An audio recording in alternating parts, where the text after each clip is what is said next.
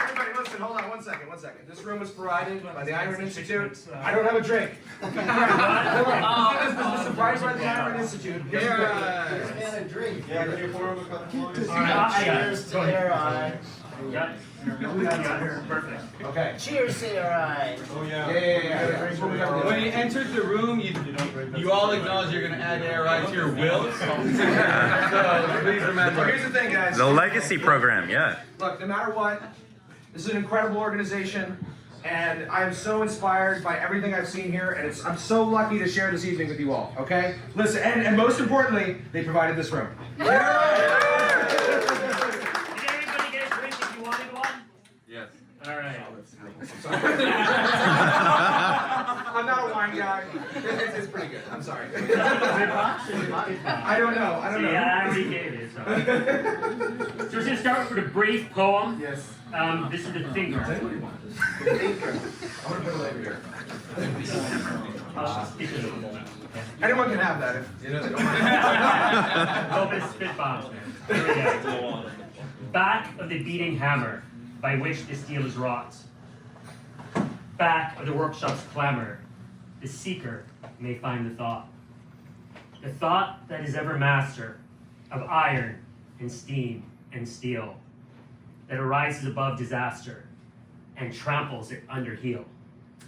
The drudge may fret and tinker or labor with lusty blows, but back of him stands the thinker, the clear-eyed man who knows.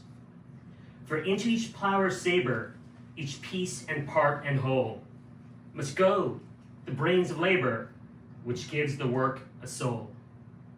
Back of the motors humming, back of the belts that sing, back of the hammers drumming, back of the cranes that swing, there is the eye which scans them, watching through stress and strain. There is the mind which plans them, back of the brawn, the brain, might of the roaring boiler, force of the engine's thrust, strength of the sweating toiler. Greatly in these we trust. But back of them stands the schemer, the thinker who drives things through. Back of the job, the dreamer, who's making the dream come true.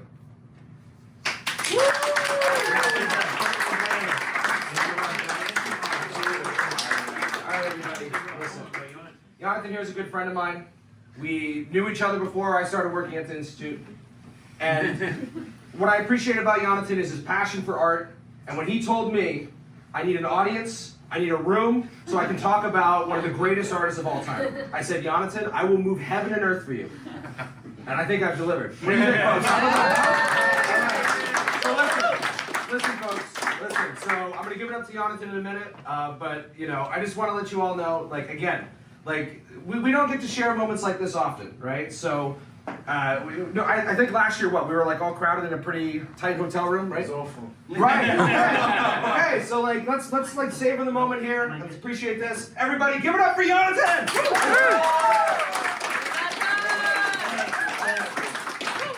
What a privilege. Thank you, Brandon. Really appreciate that. And Mark has taken the initiative, really came to me. Let's do this thing, Dead Artist Society. So here we are, Dead Artist Society. First meeting. How do we control this? I do, I can. Okay, so I just wanna. Oops, sorry. Just figure out the first one. Spoilers! Okay, so first of all, it's very important for me to stress that I'm absolutely not an expert on this, but I'm doing my best. Many of you have read the Romantic Manifesto, have heard about Vermeer, have heard about how much I loved Vermeer. And when I approached this subject, when I saw pictures of Vermeer's paintings, I didn't get it. I didn't get what's the big deal. It's just boring pictures of that milkmaid. That one is less boring, but that milkmaid just pouring milk. What's so interesting about that?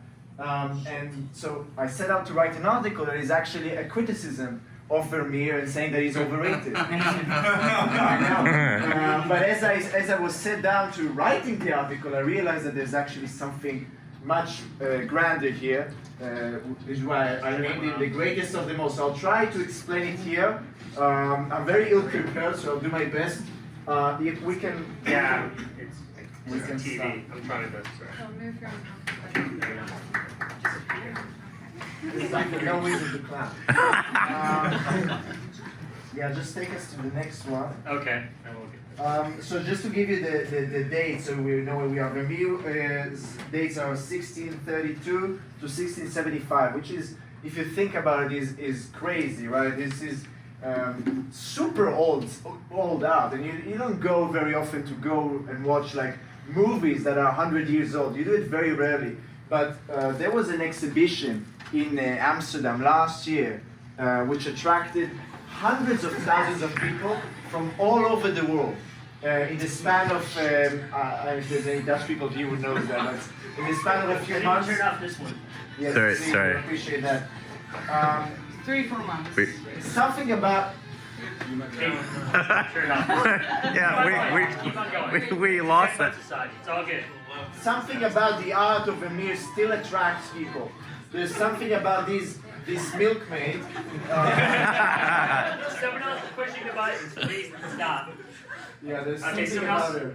Oh no, it's who's got the remote? Oh, okay. My I remote. wasn't touching nothing. All right. That's a double negative, sir. Then leave the TV. I'll get back. Put it on. I love technical So the giver is, I have the statistic. Over 650,000 people visited the Vermeer exhibition. Just so we can get a good sense of it. Now, in terms of the subject choices, something that's very unusual for the time being. Vermeer did not, almost at all, have any religious symbolism, which is something that we should appreciate here. For example, the Milkmaid. This is it's difficult. Yeah, keep on going. This is the top. You're doing excellent. He's coming. They're distracted, that's all. It's okay. Vermeer was very meticulous in his artistic process. He only produced about 35 paintings, which is also an astonishing figure. If you think about it, he just made 35 paintings. What's the big deal? You know, we have painters like Rubens who painted hundreds upon hundreds of paintings, and you can say, oh, he made a lot of amazing art. This guy only made about 30 works of great art, which is also quite an astonishing fact. Also, one more thing about Vermeer, he painted very small scale. His paintings are small. I don't know if you ever. Is there anyone here who have seen some of Vermeer's painting in person? Yep. So you know to tell us that these are small paintings. Yep. Yeah. These are small, and you really have to get near them to really appreciate them. If I was the example, it would be nice to show you. Describe it for us. So if we are to begin with the Milkmaid, one of his most famous paintings, we have a picture of a lady pouring milk into a kind of a bowl, and notice the moment if we are just see. We're getting there. We're getting there. Yes. So there you go. Yeah. Lovely. Can you put it on pause? It's, Can you pause it? It's on. it does. Okay. Something will come up.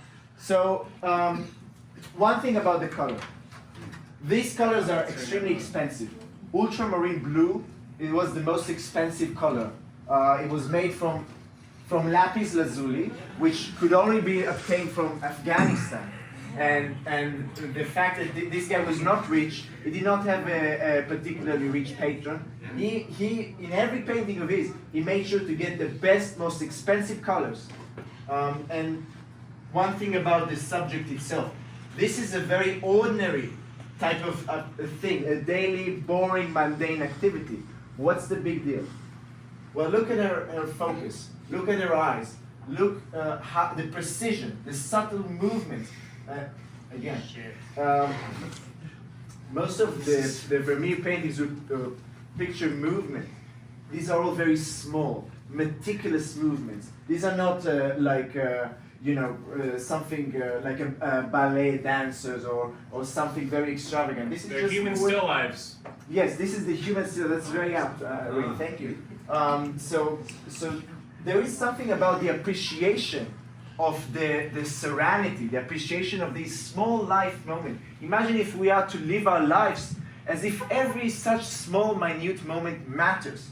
And it mattered so much to Mr. Vermeer that he had to go and obtain the most expensive colors and use, it took him a very long time to produce these small paintings, and for us to still celebrate it to this day. It's a massive achievement that we have to appreciate. Yeah, we can have the Astronomer.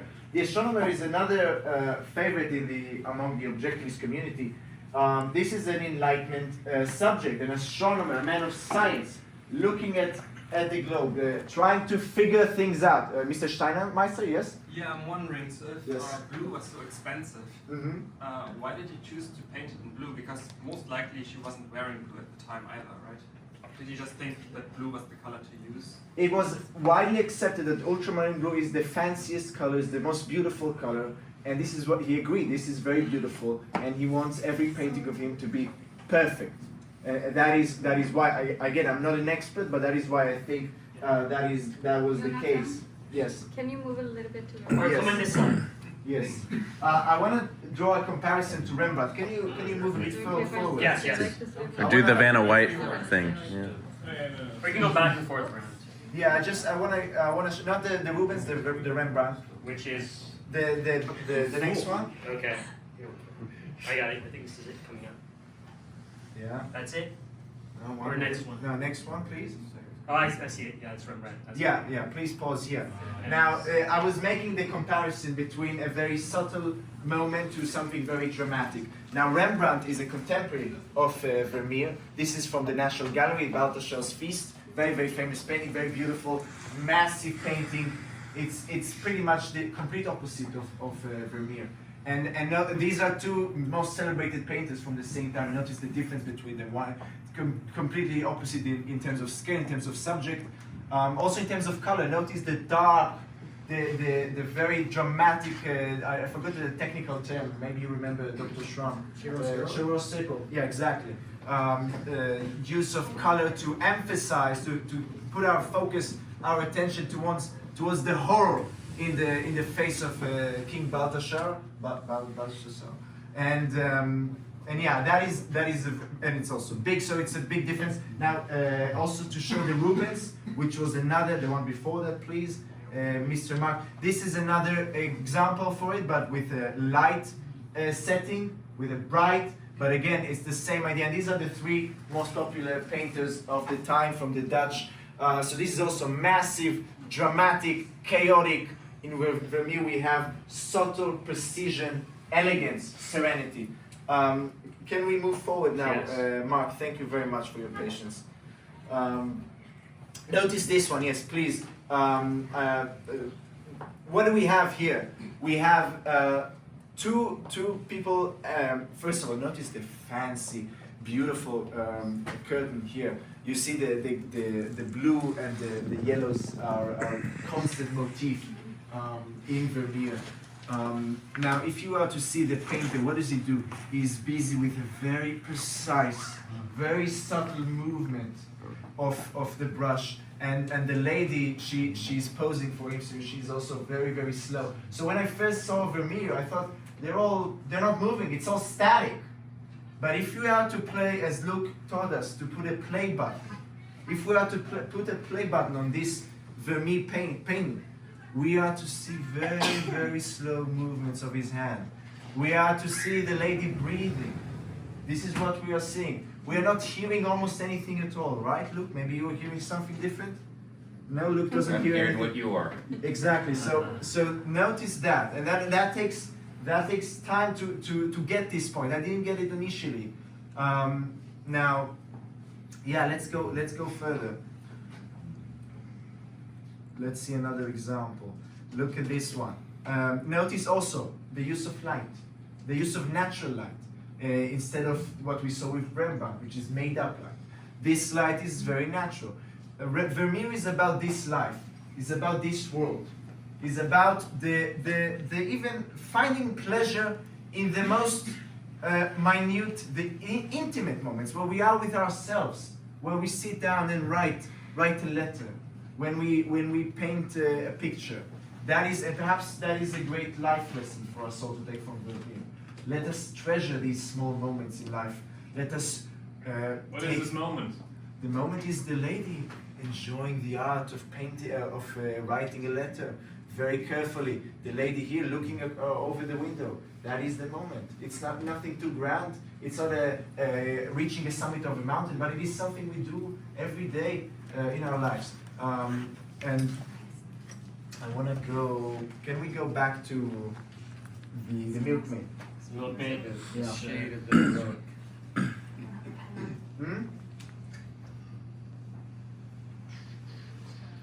Yonatan, quick question while we're moving slides. Yes, Ben. You alluded at the beginning about how you started, not sure about the value of Vermeer.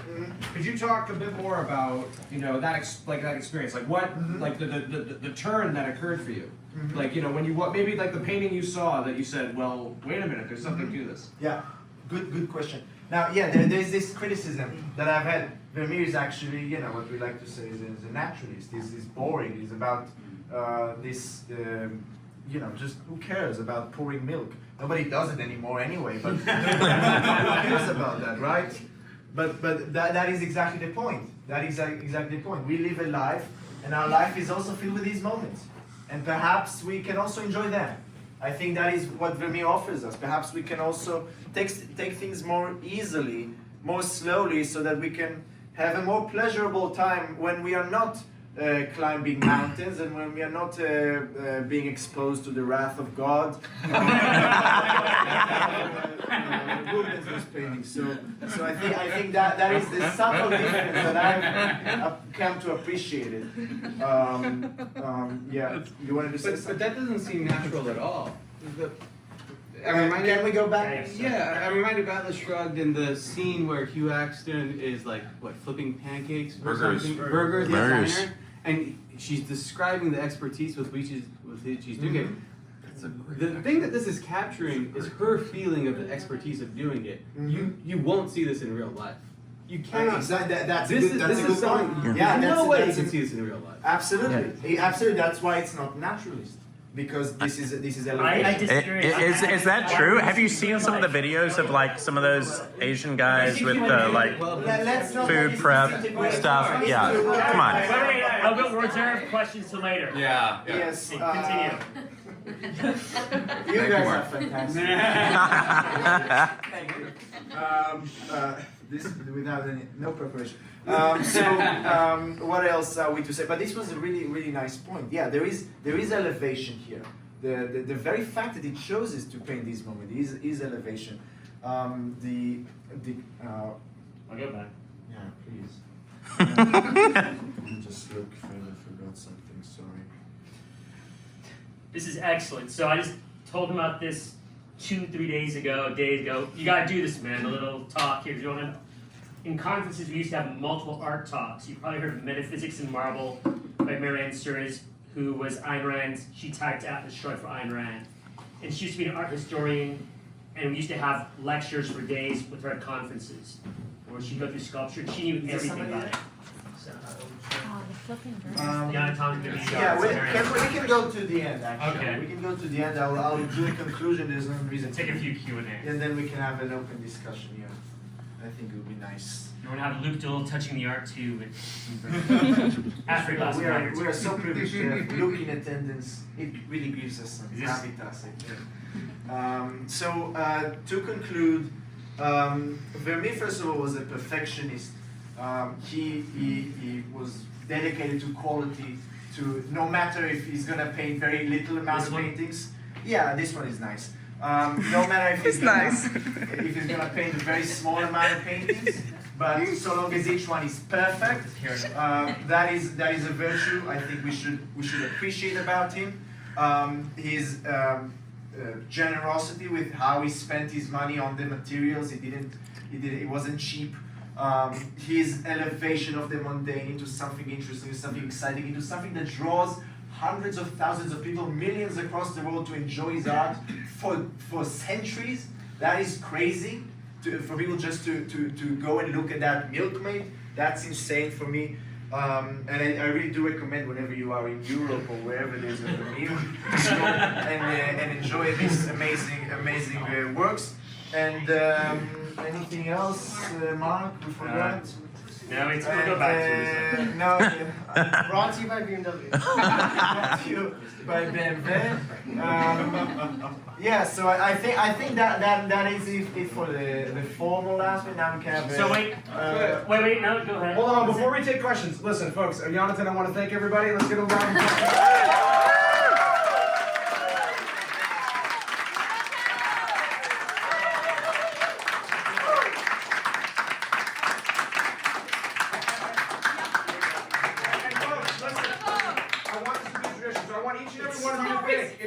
If you think that there's something that you want to share with this group at future conferences, please, let's make it happen. Woo! Yeah. Woo! Okay. This is mine. All right. So I get it. Fine. all right, a couple other things too. So we're gonna take questions, right?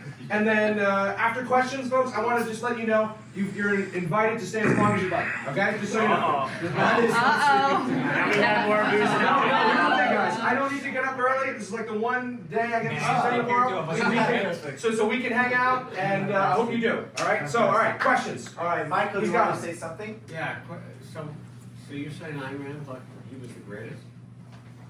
Not the greatest, but she really appreciated I mean, it. she loved She Romantic. mentioned him as one of her favorites in terms of clarity, in Oop, terms oop, oop. of the use of Oh. focus, especially, But she and loved then Romantic. lightness. 21 minutes. Romantic in literature. She didn't talk much about romantic painting. And music. We'll find the source. We'll come back to that. Yes. So Vermeer was her favorite painter. I have a question Yes, about the expensive paint. Was that from the very first painting, or was that? Always, as far as I know, used ultramarine. I'm not sure if he's in all paintings, but if he used blue, he incorporated ultramarine blue. Because as far as I'm the aware. reason why I'm asking is that shows real confidence and really like that you. I don't know. To me, that's a really beautiful Absolutely. little detail. Thank so, you. yeah. How much did it cost in today's dollars? Sorry. Just for inflation. Tom, yes. Hi, thank you, Yonatan. It was really excellent. Thanks, Tom. Rand states that art is a selective recreation of reality according to the artist's metaphysical value judgments, right? Yes. So, Bravo. Okay, that's not Rubens. So, did Vermeer, like, I see examples where he's sort of painting what you would even agree is somewhat mundane, like normal Yeah, environments. Did he paint also scenes that were like very, like did he paint very exciting, inspiring scenes as well, or was he mostly I think this focused one on is like an example of something closer to that. I think that's closer to that, and that's Rubens, but the one before with the Astronomer, the girl with the pearl earring absolutely stands out. But mostly, yeah, it's normal, everyday activity. Okay. But wouldn't you say even the mundane in these paintings are somewhat more? Just a little bit They are more than the It's not- mundane. it's not Yeah. that- yeah, that's a good point. And a completely mundane will be a hyper-realist painting. I don't know if you've Yeah. seen something like that, where it's all just like a photograph. So that's a very stark difference. Yes. Right, so you're saying then that like by painting these with extreme attention to detail, these rather mundane scenes, he's making a statement that these times in our lives are important, right? That you Yeah. should reflect and contemplate That's more on the it. that's the value judgment. Okay. Hold on, before we take the next question, 1 second. So we did have a question earlier about what was Rand's comments. I just want to read you. Is this online? I Is just, he yeah. is he leaping through the archives? Yes. So hold on. This is from Art and Cognition, which you can access, Chapter 4 of the Romantic Manifesto. Just as what was your name again, sir? Still Michael. Okay, I'm sorry. Still? So we had a question about what were Rand's comments about Vermeer. Okay, just very quickly, a couple sentences here. The greatest of all artists, Vermeer, devoted his paintings to a single theme, light itself. The guiding principle of his composition is the contextual nature of our perception of light and of color. The physical objects in a Vermeer canvas are chosen and placed in such a way that their combined interrelationships feature, lead to, and make possible the painting's brightest patches of light, sometimes blindingly bright, in a manner which no one has ever been able to render before or since. So, I think that answers the question about Rand's thoughts about Vermeer. So, she gives more context in the rest of Romantic Manifesto. Back to questions, yes. But sorry, that's a very good point. But I didn't mention the selectivity really, which do notice the small items and how each one of them is very meticulously placed in the composition. There's nothing random in a Vermeer painting. Everything is there. It's been very, very well thought out, and it has a reason. Why is a chair there? Yeah, there is a chair, but why this specific chair? Why? That's a good question. So the chandelier, the map. I said the chair. Yes. What about the chair? You said everything has a reason. Yeah, why. I placed the chair here. Why didn't he put the chair over there? Ad absurdum. Which? Oh, this. Which chair? Well, that's where she used to sit, perhaps. I don't know. Okay. I Yes. believe it's holding the curtain back. Yes, sir. So why is Alright, there so the curtain? my Why is there the question is curtain? this. It's in the room. He's revealing. He's pulling the curtain aside to reveal it. We have to listen to So my Mark's question is this, because you mentioned, Vermeer only did 35 paintings, and I'm wondering if I would assume from that he would take a long time on each painting, kind of in a way, a bit like Brand, I know. like Hazel, but Too much wine for you. Just less symphonies than maybe most of the or people before him. What do you know much about Vermeer's process of going from when you spend a lot of time doing practice things of various elements of the painting? Do you know much about his process? I don't know much about that. I know He it took him. used a camera obscura, as in he set Right. up a scene. That's bullshit.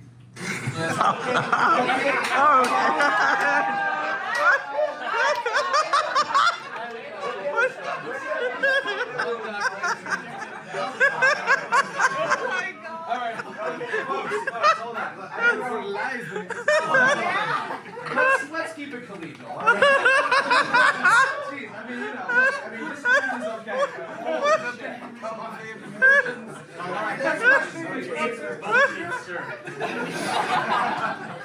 next Wait, he's in charge. Let him finish. Go back, Mark. You what about this side? Let's take questions. Yes. Oh, it doesn't matter. That's okay. But he says he can.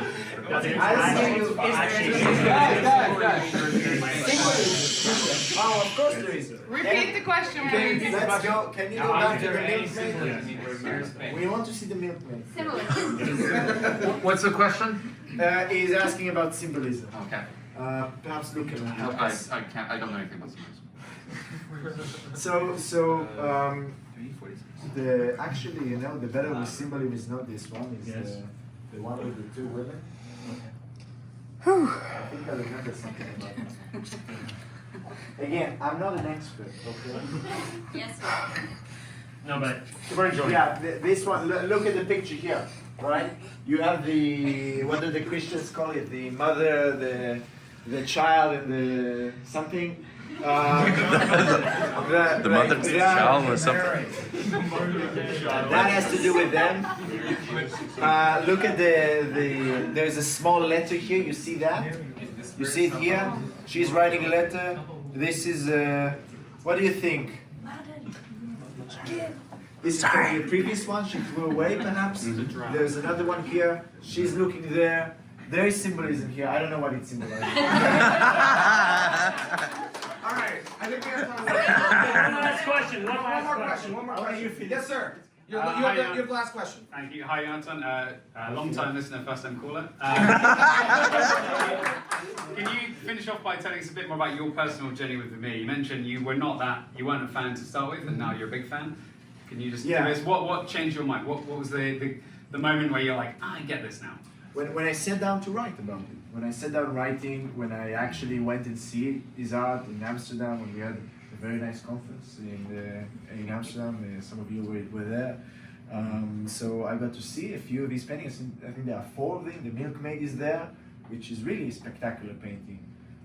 So you through experience, through to actually engage with the art. And when you write about something, you really learn it. Yeah. So I think that's what made me change. But that's not enough. No, yes.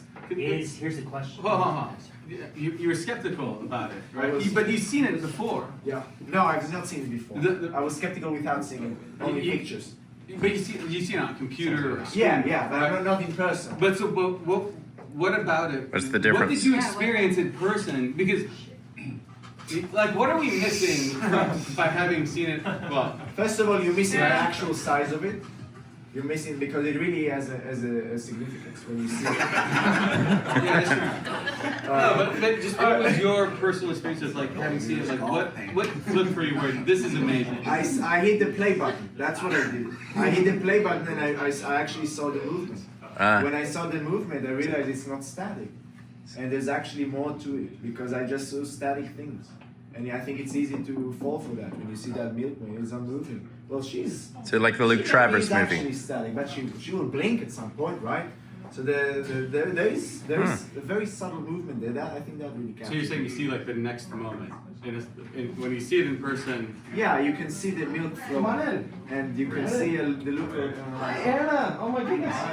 Folks, so listen. You're late. Folks, I think Yonatan is happy to answer more questions. We got one last question. We have one last question from. No, I have something to say. Okay. So real quick, before we came here, who thought Vermeer was the greatest of them all? Raise your hand.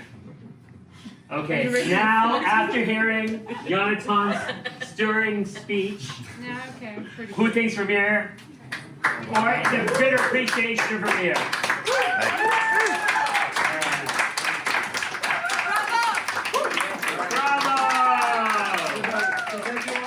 So much. Like I said, please stick around. The balcony is available as well. Let's open the doors again. I just closed them earlier.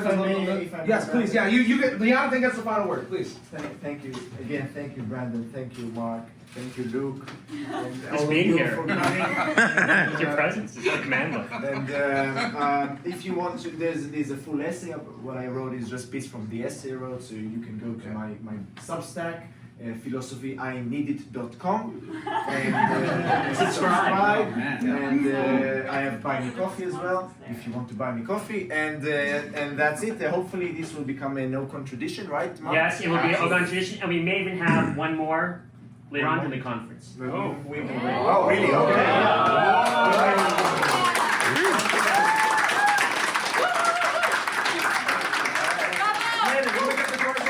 Now we can get the music on.